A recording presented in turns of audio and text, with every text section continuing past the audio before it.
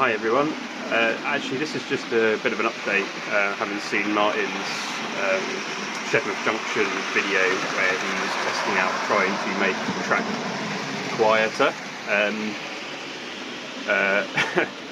It's a bit difficult as a subject. I've had a pretty bad experience of it myself, and I do think that actually there is a difference in how there must be some science around it. I remember reading a post at some point in the past that was talking about the use of different glue and PVA and coffee decks and stuff, and definitely I think this section of the track is fully PVA down. So I used PVA to actually glue the whole thing down, and then obviously it's been ballasted with PVA glue in there. In fact, actually I think this is Mod Podge in this one, and then sort of over here, of course, it's just been glued down, but the actual cork was put down with coffee decks, and I don't know if you can pick it up on here, but there definitely is a sound difference between this side and the other side, right? And it's a square cabin, so it's not like I'm in one corner of the room and therefore it's different. So there's definitely, this side is definitely louder. I don't think even if I tried to test the decibels it would pick it up, as the room's so small.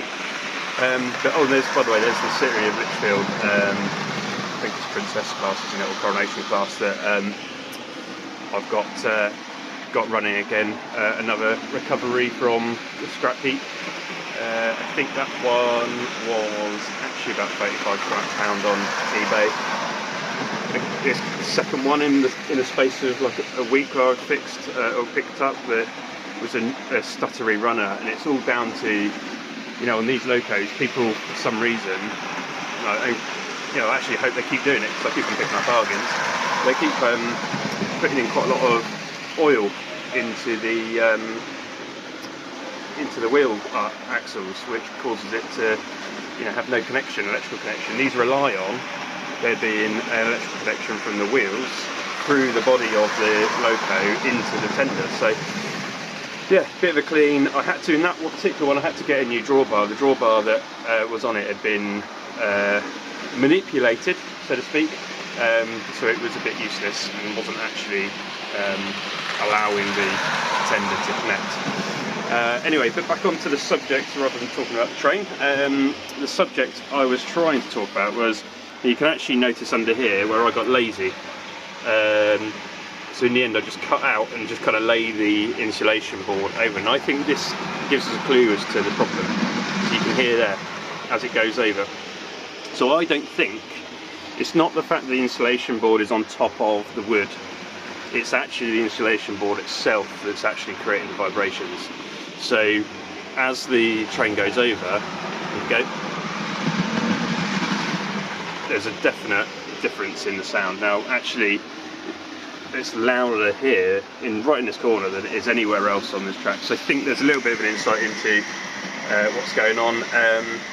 If anybody is of a scientific nature and wants to describe why that is, then feel free to. Yeah, just thought I'd give a little bit of an update.